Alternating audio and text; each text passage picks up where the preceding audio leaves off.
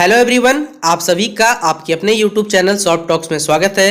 आज की इस वीडियो में मैं आप सभी बच्चों को क्लास 11th इकोनॉमिक्स 24 तारीख को आप सभी बच्चों की एग्जामिनेशन है। आर्ट्स नहीं बच्चों, कॉमर्स और साइंस वालों को इकोनॉमिक्स है। तो मैं आप सभी बच्चों को इकोनॉमिक्स के कुछ इंपॉर्टेंट सवाल करवाऊंगा जो आपके परीक्षा में आएंगे। और सबसे बड़ी खासियत यह है कि ये दोनों ही भाषा यानी आपकी हिंदी और इंग्लिश दोनों ही भाषा में अवेलेबल है। तो जिस भी बच्चे देखो इंग्लिश में आप इकोनॉमिक्स पढ़े हैं तो कोई भी दिक्कत नहीं है, आप लोग यहाँ से आंसर लिख सकते हैं। ठीक है, तो अगर आपको ये वीडियो पसंद आए तो वीडियो को लाइक करें, चैनल पे न्यू आए तो चैनल को सब्सक्राइब करें और जितना हो सके इस वीडियो को अपने दोस्तों के साथ शेयर करें। ठीक है, देखिए पहला हमारा सवाल है कि सूचकांक, जिसे आप इंग्लिश में इंडेक्स कहते हैं, इसके क्या 3 लाभ होते हैं हमें ये बताना है। तो देखिए मैं हिंदी में समझा देता हूँ, जो इंग्लिश मीडियम के बच्चे वो इंग्लिश में लिख लीजिएगा कि सूचकांक के 3 लाभ जो होते हैं वो निम्नलिखित होते हैं कि सूचकांक के द्वारा हम क्या करते हैं, क्रय शक्ति में परिवर्तन जान सकते हैं, जिसकी सहायता से हम किसी राष्ट्र की आर्थिक स्थिति हो या फिर उसका जीवन स्तर, ये हम क्या कर सकते पता लगा सकते हैं। जीवन निर्वाह व्यय निर्देशांकों की सहायता से वास्तविक जो मजदूरी परिवर्तन का अध्ययन होता है, जिसके द्वारा हम जान सकते हैं कि मजदूरों के असंतोष या औद्योगिक शांति स्थापित की जा सकती है। और साथ ही साथ देखिए विदेशी व्यापार संबंधी निर्देशांकों का विदेशी व्यापार की स्थिति, यानी 3 फैक्टर हमको पता चल गया कि सूचकांक। आपको इसके अलावा भी लिख सकते हैं, कोई जो नहीं, यही 3 लिख सकते हैं। पहले बता देता हूं कि आप इंडेक्स यानी कोई भी चीज का देखिए इंडेक्स जारी किया जाए, आप लोग पहले ह्यूमन डेवलपमेंट इंडेक्स हो गया, ठीक है, बजट का इंडेक्स हो, बहुत से इंडेक्स होते हैं। कोई भी 3 इंडेक्स आपको नहीं पता, आपको बस 3 लाभ बताने हैं कि क्या 3 लाभ होते हैं इंडेक्स जारी करने पे। ठीक है, और इसका इंग्लिश में आंसर नीचे लिखा हुआ है, आप में से जो भी बच्चे इंग्लिश में लिखना चाहते हैं वो स्क्रीनशॉट ले सकते हैं या फिर लिख सकते हैं। देखिए अगला सवाल है हमारा आधार वर्ष, जिसे आप लोग कहते हैं बेस ईयर। ठीक है, क्या होता है ये? तो सामान्यतः आधार वर्ष क्या है, एक प्रतिनिधि वर्ष होता है और इसके चुनाव के समय से ध्यान रखा जाता है कि उस वर्ष में कोई भी देखिए बड़ी आर्थिक एवं प्राकृतिक घटना नहीं घटित हो। इसे हम लोग क्या कहते हैं, आर्थिक आधार वर्ष कहते हैं। अगला है हमारा कृषि विपणन, यानी जिसे आप लोग कहते हैं, विपणन तो मार्केटिंग हो गया और कृषि मतलब एग्रीकल्चर मार्केटिंग क्या होता है। ठीक है, तो कृषि विपणन के अंतर्गत वे सभी सेवाएं आती है जो कृषि उपज को क्या करती है, खेत से लेकर उपभोक्ता जो हमारे कंज्यूमर तक पहुंचाने कार्य करती है। सामान्यतः कृषि विपणन क्या एक व्यापक शब्द है जिसके अंतर्गत बहुत सी विभिन्न क्रियाएं आती है, जैसे कृषि पदार्थों का एकत्रीकरण, श्रेणी विभाजन, विधायन, संग्रहण, परिवहन हो गया, वित्तीय व्यवस्था हो गया, अंतिम उपभोक्ता एक वस्तु तक पहुंचाना, जोखिम उठाना हो गया। इस प्रकार से देखिए कृषि जो होता है विपणन के अंतर्गत अन्य जो अंत जो हमारे समस्त क्रियाओं का एक समस्त मतलब लास्ट टोटल कंजप्शन होता है, जिसके संबंध कृषि उत्पादन को कृषि से अंतिम उपभोक्ता तक पहुंचाने का कार्य होता है। इसे हम लोग क्या कहते हैं, कृषि विपणन, इंग्लिश में एग्रीकल्चर मार्केटिंग कहते हैं। अगला सवाल हमारा देखिए कि भारत में निर्धनता निवारण के लिए सरकार द्वारा अपनाई गई नीतियों को बताना है। तो देखिए निर्धनता निवारण के भारत सरकार ने क्या क्या नीति अपनाई ये हमें बताना है। तो देखिए पहला है, यहाँ पढ़ सकते हैं कौन कौन सी योजना चलती है।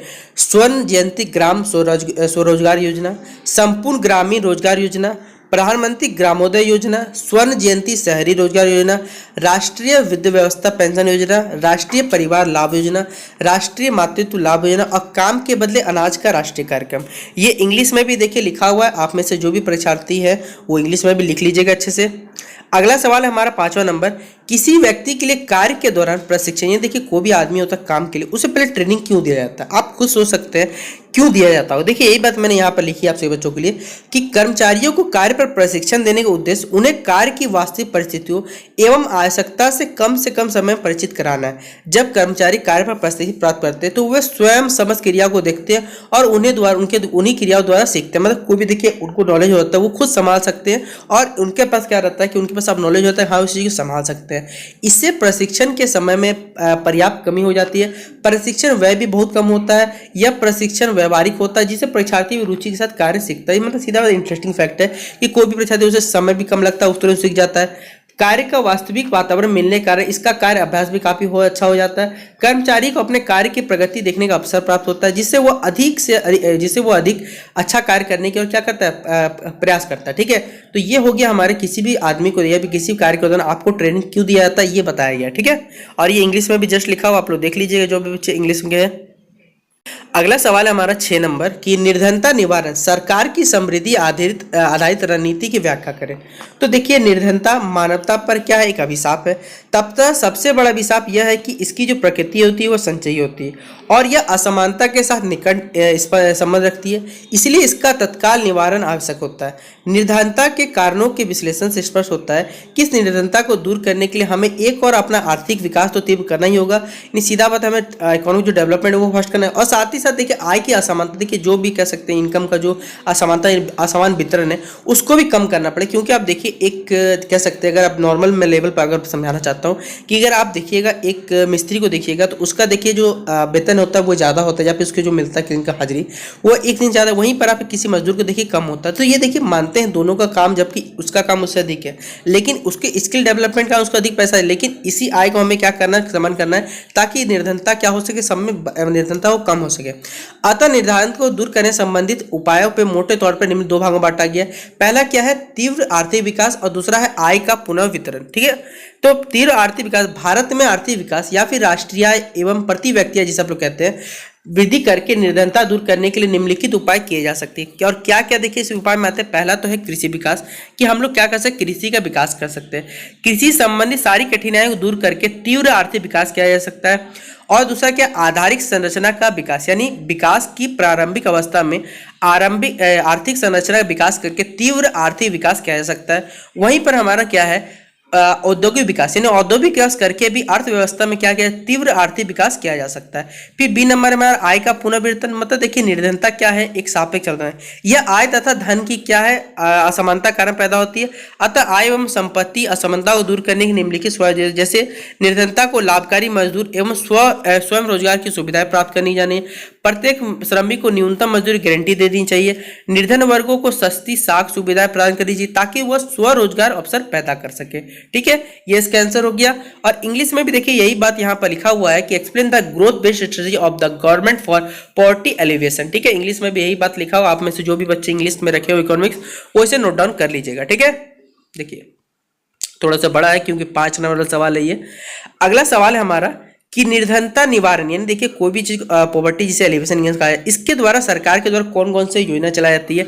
और जस्ट हमने पढ़ा इसमें से, और जिस साल मैं आपको दिखा भी देता हूँ, 1 मिनट रुक जाइए आप लोग जरा सा। देखिए ये है गवर्नमेंट के द्वारा कुछ पॉलिसी या फिर कुछ स्कीम चलाई जाती है जो कह सकते हैं जिससे लोगों का जो निर्धनता वो दूर हो सके। हिंदी में लिखा हुआ है, इसमें से टोटल 7 मैंने आपको 7 लिख के दिए, आप कोई भी एक लिख दीजिएगा आपको जो अच्छा लगता है। ठीक है, मैंने यहाँ पर एक लिखा हुआ है, पढ़ सकते हैं ये वाला, क्योंकि पीडीएफ को मैं थोड़ा सा ऊपर कर लेता हूँ।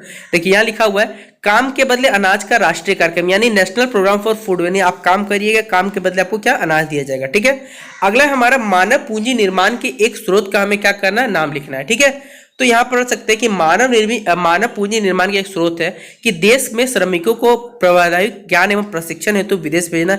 A source of human capital formation is sending the workers of the country abroad for technical knowledge and training. ठीक है, ये इसका आंसर हो गया। तो ये था हमारा 8 क्वेश्चन मैंने आपको इस वीडियो में कराए, टोटल 8 के 8 इंपॉर्टेंट जो आपके पेपर में आएंगे। इसके अलावा जो बाकी बचे हुए सवाल रहे वो मैं आपको नेक्स्ट वीडियो में करा दूंगा। फिलहाल अगर आपको ये वीडियो इंग्लिश और हिंदी दोनों ही भाषा में अच्छा लगा हो तो वीडियो को लाइक जरूर कर दीजिएगा, और जितना हो सके वीडियो को जितना हो अपने व्हाट्सएप ग्रुप पे जहां भी जुड़े वहां शेयर जरूर कर दीजिएगा। और वीडियो को देखिए लास्ट तक देखिए, स्किप मत करिएगा, क्योंकि फिर आप लास्ट में स्किप करते आपको कुछ समझ नहीं आता, फिर आप लोग कमेंट करते। इससे अच्छा थोड़ा सा वीडियो देख लीजिए पॉज करके। ठीक है, तो अगर ये वीडियो पसंद आए तो वीडियो को शेयर करें, चैनल पे न्यू है तो सब्सक्राइब करें। और आप सभी बच्चों को बेस्ट ऑफ लक, जो भी बच्चे कॉमर्स और साइंस के हैं बैकग्राउंड से, क्योंकि उन लोगों का एग्जाम पहले है, तो उन लोगों को best of luck for examination. ठीक है, तो चलिए।